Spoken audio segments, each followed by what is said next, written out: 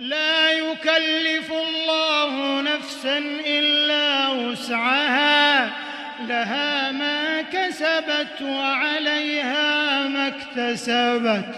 ربنا لا تؤاخذنا إن نسينا أو أخطأنا، ربنا ولا تحمل علينا إصرا كما حملته على الذين من قبلنا، ربنا ولا تحملنا ما لا طاقة لنا به، واعف عنا واغفر لنا وارحمنا، واعف عنا واغفر لنا وارحمنا، أنت مولانا فانصرنا على القوم الكافرين.